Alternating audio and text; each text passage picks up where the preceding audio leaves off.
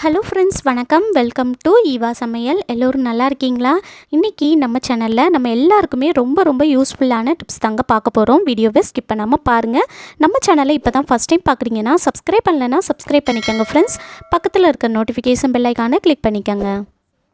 கொசு வராமல் இருக்கிறதுக்கு ஃபஸ்ட்டு டிப் என்னென்னு பார்க்கலாங்க. ஒரு சின்ன பவுல் எடுத்துக்கோங்க. இதில் 2 ஸ்பூன் அளவுக்கு காஃபி பவுடர் சேர்த்துக்கலாங்க.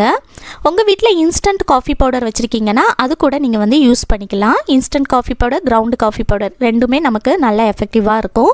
அடுத்ததாக இதில் நம்ம டூத் பேஸ்ட் சேர்த்துக்கலாங்க. நான் வந்து சென்சோடைன் பேஸ்ட் எடுத்திருக்கேன். நீங்கள் உங்கள் வீட்டில் என்ன பேஸ்ட் யூஸ் பண்ணுறீங்களோ எது வேணாலும் சேர்த்துக்கலாங்க. இதில் வந்து 1 ஸ்பூன் அளவுக்கு எடுத்து சேர்த்துக்கோங்க. சேர்த்துட்டு ஒரு ஸ்பூனை வச்சு இந்த காஃபி பவுடரும் பேஸ்ட்டும் நல்லா ஒன்றோட ஒன்று மிக்ஸ் ஆகிற மாதிரி நல்லா கலந்து விட்டுக்கோங்க. இதை வந்து நல்லா மிக்ஸ் பண்ணி நம்ம வந்து ஒரு பேஸ்ட் மாதிரி ரெடி பண்ணி எடுத்துக்கலாங்க. இந்த மாதிரி நல்லா மிக்ஸ் பண்ணி எடுத்துக்கோங்க. இப்போது அடுத்ததாக உங்கள் வீட்டில் வந்து டிஷ்யூ பேப்பர் இருந்துச்சுன்னா நீங்கள் வந்து டிஷ்யூ பேப்பர் எடுத்துக்கோங்க.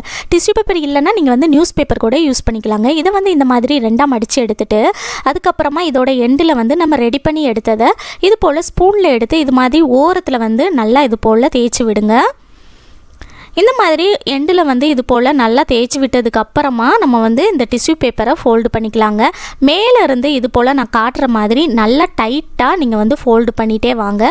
இது போல் நல்லா எண்டு வரைக்கும் ஃபோல்டு பண்ணிவிட்டு அதுக்கப்புறமா இதை வந்து இது போல் 2ஆக மடித்து எடுத்துக்கலாங்க. இந்த மாதிரி நீங்கள் 2ஆக மடித்தும் எடுக்கலாம், அல்லது இதை வந்து நீங்கள் சிசரை வச்சு 2ஆக கட் பண்ணி எடுத்து கூட நீங்கள் யூஸ் பண்ணிக்கலாங்க. இப்போ அடுத்ததாக ஒரு சின்ன பிளேட் அல்லது ஒரு பவுலில் வந்து இந்த மாதிரி நம்ம ரெடி பண்ணி எடுத்த இந்த டிஷ்யூ பேப்பரை வச்சுட்டு அதோட எண்டில் வந்து இது போல் நம்ம வந்து நெருப்பு பொருத்திடலாங்க.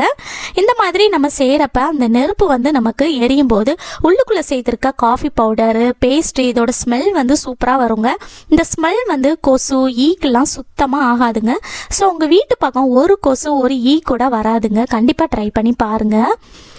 கொஞ்ச நேரத்தில் இந்த நெருப்பு வந்து நல்லா எரிஞ்சு இது அணைஞ்சதுக்கு அப்புறமா இதில் வரக்கூடிய புகை வந்து ரொம்ப நேரத்துக்கு நின்று எரியுங்க.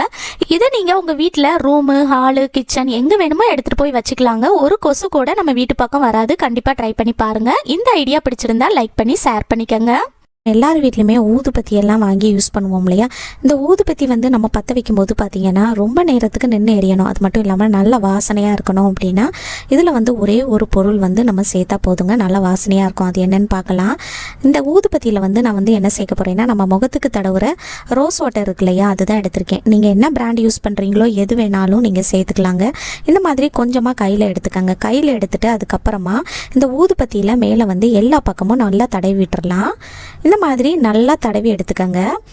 மேலேருந்து கீழே வரைக்கும் எல்லா பக்கமும் நல்லா படுற மாதிரி அந்த ரோஸ் வாட்டர் வந்து அப்ளை பண்ணிக்கோங்க. இந்த மாதிரி அப்ளை பண்ணிவிட்டு அதுக்கப்புறமா நம்ம வந்து இதில் நெருப்பு பொருத்தி யூஸ் பண்ணும்போது பார்த்திங்கன்னா நம்மளுக்கு ரொம்ப நேரத்துக்கு நின்று எரியுங்க. அது மட்டும் இல்லாமல் நல்ல வாசனையாக இருக்கும்.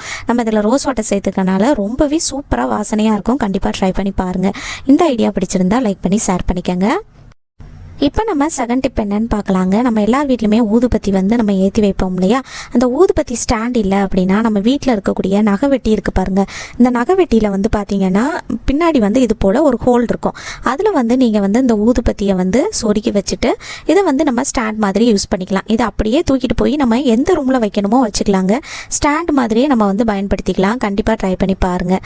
இந்த ஐடியா பிடிச்சிருந்துச்சுன்னா லைக் பண்ணிக்கோங்க. உங்கள் ஃப்ரெண்ட்ஸ் அண்ட் ஃபேமிலி மெம்பர்ஸ் கூட ஷேர் பண்ணிக்கோங்க. இந்த மாதிரி நம்ம வீட்டில் காட்டன் பஞ்செல்லாம் இருக்கும் இல்லையா, அது வந்து சின்ன பீஸாக எடுத்துக்கோங்க. அடுத்ததாக நான் வந்து தேங்காய் எண்ணெய் எடுத்திருக்கேங்க. தேங்காய் எண்ணெய்னு இல்லை, நீங்கள் வந்து சமையலுக்கு பயன்படுத்துகிற எந்த எண்ணெய்னாலும் யூஸ் பண்ணிக்கலாம். இப்போ வந்து இந்த காட்டன் பஞ்சில் இந்த தேங்காய் எண்ணெய் வந்து கொஞ்சமாக நம்ம வந்து முக்கிய எடுத்துக்கலாம். இந்த மாதிரி கொஞ்சமாக எடுத்துகிட்டு இதை எடுத்துகிட்டு போய் நம்ம வீட்டில் வந்து ஸ்விட்ச் போர்டில் வந்து எவ்வளோ அழுக்கு இருந்தாலும் அதை வந்து இதை வச்சு நீங்கள் க்ளீன் பண்ணும்போது நல்ல பளிச்சுன்னு புதுசு போல் ஆகிடுங்க. நம்ம வந்து ஸ்விட்ச் போர்டிலெல்லாம் தண்ணி வச்சு க்ளீன் பண்ணணும். சில நேரங்களில் சாக்கு அடிக்கிறதுக்கு வாய்ப்பு இருக்கு இல்லையா? அந்த மாதிரி நம்ம பயப்படணும்னு அவசியமே இல்லை. இந்த மாதிரி நீங்கள் எண்ணெய் யூஸ் பண்ணி நீங்கள் வந்து க்ளீன் பண்ணி பாருங்கள். நல்லா பளிச்சுன்னு சூப்பராக க்ளீன் பண்ணிடலாங்க. நம்ம கை வலிக்க தேய்க்கணும்லாம் அவசியமே இல்லை. நமக்கு அந்த சுவிட்ச் போர்டில் இருக்கிற அழுக்கு எல்லாமே இந்த பஞ்சில் வந்து ஒட்டிட்டு வந்துடும். இப்போ பாருங்கள் ஃப்ரெண்ட்ஸ், நான் தேய்க்கவே அதில் இருக்கிற அழுக்கு எல்லாமே எவ்வளோ ஈஸியாக போகுதுன்னு. இந்த பஞ்சில் வந்து எல்லா அழுக்குமே ஒட்டிக்கிட்டு வந்துருச்சு பாருங்கள். இந்த மாதிரி நீங்கள் க்ளீன் பண்ணி பாருங்கள். நம்ம வந்து சேஃபாகவும் க்ளீன் பண்ணலாங்க. இப்போ பாருங்கள் ஃப்ரெண்ட்ஸ், ஃபஸ்ட்டு இருந்ததுக்கும் இப்போக்கும் உங்களுக்கு டிஃப்ரென்ஸ் தெரியும்னு நினைக்கிறேன், எந்த அளவுக்கு பளிச்சுன்னு ஆயிடுச்சுன்னு. இந்த ஐடியா பிடிச்சிருந்தா லைக் பண்ணி ஷேர் பண்ணிக்கோங்க.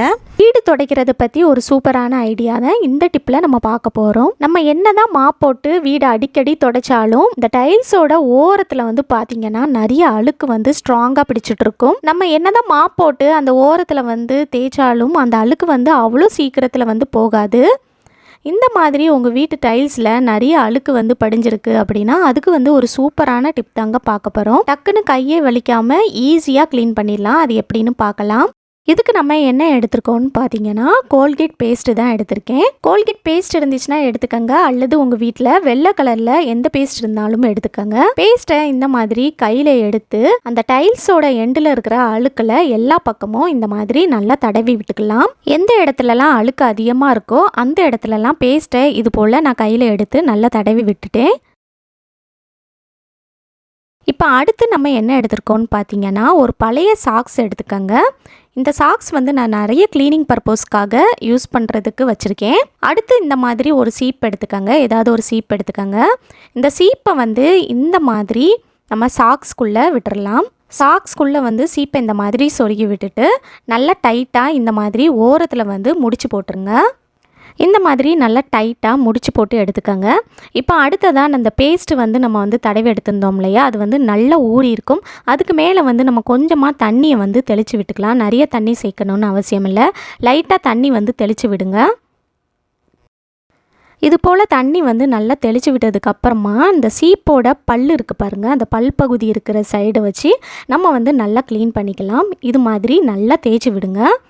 இந்த மாதிரி நீங்கள் தேய்ச்சி விடும்போது அந்த ஓரத்தில் இருக்கிற அழுக்கு எல்லாமே சூப்பராக ஈஸியாக வந்துடுங்க. நீங்கள் ரொம்ப அழுத்தம் கொடுத்து தேய்க்கணும்னு அவசியமே இல்லைங்க. நீங்கள் லைட்டாக தேய்ச்சிங்கனாலே அந்த அழுக்கு எல்லாமே வந்துடும்.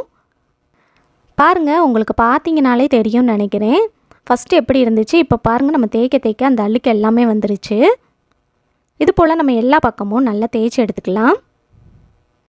எல்லா பக்கமும் நான் வந்து நல்லா தேய்ச்சி விட்டுட்டேன். இப்போ பாருங்கள் எந்த அளவுக்கு நல்லா பளிச்சுன்னு இருக்குன்னு. ஃபஸ்ட்டு வந்து எவ்வளோ கரையாக இருந்துச்சு, இப்போ பாருங்கள் அந்த கரை எல்லாமே நீங்கிருச்சு. இந்த மாதிரி நீங்கள் வந்து ட்ரை பண்ணி பாருங்கள், ரொம்ப யூஸ்ஃபுல்லாக இருக்கும். எவ்வளோ கரை இருந்தாலும் ஈஸியாக நம்ம வந்து க்ளீன் பண்ணி எடுத்துடலாம். இந்த டிப் பிடிச்சிருந்துச்சுன்னா லைக் பண்ணிக்கோங்க, உங்கள் ஃப்ரெண்ட்ஸ் கூடயும் ஃபேமிலி மெம்பர்ஸ் கூடயும் ஷேர் பண்ணிக்கோங்க. இந்த டிப்பில் நம்ம வந்து சாரீ ஃபோல்டிங்கை பற்றி தான் பார்க்க போகிறோம். என்ன தான் நம்ம சாரியை நீட்டாக மடித்து வச்சாலும் டக்குன்னு ஒரு ஃபங்க்ஷன் வரும்போது அதுக்கு மேட்சிங் ப்ளவுஸை வந்து தேடுறதுக்கே நமக்கு வந்து கஷ்டமாக இருக்கும். சாரியை நீங்கள் இது போல் ட்ரை பண்ணி பாருங்கள். உங்களுக்கு டென்ஷனே இல்லாமல் டக்குன்னு ஏதாவது ஃபங்க்ஷன் வரும்போது நமக்கு எடுத்து யூஸ் பண்ணுறதுக்கு ஈஸியாக இருக்கும். சாரியை இந்த மாதிரி நீட்டாக வாக்கில் மடித்து எடுத்துக்கோங்க. அடுத்தது இது போல் ஒரு ஹேங்கர் எடுத்துக்கோங்க. இந்த ஹேங்கரை இந்த சாரியோட மத்தியில் வச்சுட்டு ஒரு சைடு சாரியை எடுத்து இந்த மாதிரி இந்த ஹேங்கருக்குள்ளே விட்டு இன்னொரு பக்கமாக எடுத்துடலாம். இப்போ பார்க்குறதுக்கு இந்த மாதிரி தான் இருக்கும். சாரியை நீங்கள் ப்ளவுஸோடு சேர்த்து இந்த மாதிரி ஃபோல்ட் பண்ணி வைக்கும்போது உங்களுக்கு டென்ஷனே இல்லாமல் ஏதாவது ஃபங்க்ஷன் வந்துச்சுன்னா ஈஸியாக நீங்கள் எடுத்து யூஸ் பண்ணிக்கலாம். அது எப்படின்னு பார்க்கலாம். ஹேங்கரோட 2 எண்ட்லேயும் நம்ம வந்து ப்ளவுஸோட கைப்பகுதியை இந்த மாதிரி சொருகி எடுத்துக்கலாம். இந்த மாதிரி போட்டு விட்டுட்டு அதுக்கப்புறமா நம்ம வந்து கொக்கி போட்டுடலாம். இந்த மாதிரி ப்ளவுஸோட ஹூக் எல்லாத்தையும் மாட்டி விட்டுருங்க. நம்ம நிறைய பேர் வீட்டில் பீரோவில் வந்து சாரீலாம் தொங்க விடுறதுக்கு ராடு மாதிரி கொடுத்துருப்பாங்க இல்லையா, அந்த மாதிரி ராடில் வந்து நம்ம வந்து சாரீ வந்து இந்த மாதிரி ஹேங்கரில் போட்டு தொங்க விட்டுருப்போம். ஆனால் ப்ளவுஸ்லாம் பார்த்திங்கன்னா நம்ம வந்து தனித்தனியாக மடித்து வச்சுருப்போம். அந்த மாதிரி மடித்து வைக்கும் போது நம்ம ஏதாவது ஃபங்க்ஷனோ எதுக்காவது கிளம்புறோம் அப்படின்னா டக்குன்னு நம்ம வந்து அவசரத்துக்கு ப்ளவுஸ் தேடும்போது சீக்கிரம் கிடைக்காது, நமக்கு வந்து டைம்லாம் வேஸ்ட் ஆகும். சாரீக்கு மேட்சாக நீங்கள் இன்ஸ்கர்ட் தனித்தனியாக வச்சுருக்கீங்க அப்படின்னா சாரீக்கு மேலே வந்து அந்த கலர் மேட்ச் இன்ஸ்கர்ட்டும் வச்சுட்டு அதுக்கு மேலே நீங்கள் வந்து ப்ளவுஸ் போட்டும் இந்த மாதிரி நீங்கள் உங்கள் வீட்டு பீரோ ஹேங்கரில் வந்து மாட்டி வைக்கலாம். இந்த டிப் உங்களுக்கு ரொம்பவே யூஸ்ஃபுல்லாக இருக்கும்னு நினைக்கிறேன். பிடிச்சிருந்துச்சுன்னா லைக் பண்ணிக்கோங்க, உங்கள் ஃப்ரெண்ட்ஸ் கூடயும் ஃபேமிலி மெம்பர்ஸ் கூடயும் ஷேர் பண்ணிக்கோங்க. இப்போ நம்ம 5th டிப் என்னன்னு பார்க்கலாங்க. நம்ம வீட்டில் வந்து பச்சை பட்டாணி, பச்சை பயிறு, துவரம்பருப்பு, பாசிப்பருப்பு, கொண்டக்கடலைன்னு நிறைய பருப்பு வகைகள் வந்து இந்த மாதிரி டப்பாவாக போட்டு ஸ்டோர் பண்ணி வைப்போம் இல்லையா. இந்த மாதிரி ஸ்டோர் பண்ணி வைக்கிறப்ப இப்போ கொஞ்ச நாள்லேயே பார்த்தீங்கன்னா இதில் வண்டு பூச்சிலாம் வர ஆரம்பிக்கும் இல்லையா. அந்த மாதிரி வராமல் இருக்கிறதுக்கு நம்ம வீட்டில் இருக்கிற ஒரே ஒரு பொருள் சேர்த்தா போதுங்க. அது என்னென்னு பார்த்தீங்கன்னா, நம்ம எல்லார் வீட்லேயுமே பிரிஞ்சி இலை வச்சுருப்போம் இல்லையா.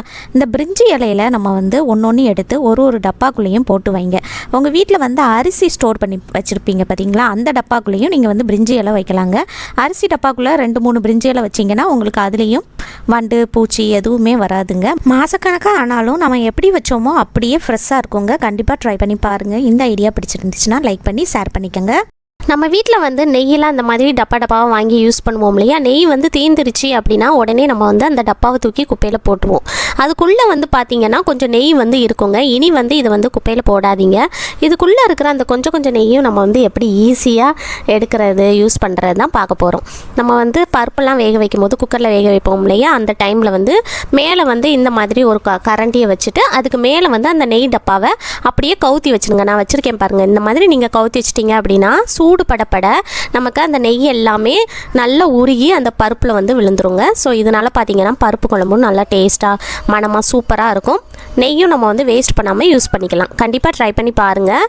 இந்த ஐடியா பிடிச்சிருந்தா லைக் பண்ணி ஷேர் பண்ணிக்கோங்க. அடுத்த டிப் என்னன்னு பார்க்கலாங்க. குக்கருக்குள்ளே இந்த மாதிரி சின்ன கிண்ணம் ஒன்றும் வச்சு பாருங்கள், நீங்களே ஆச்சரியப்படுவீங்க.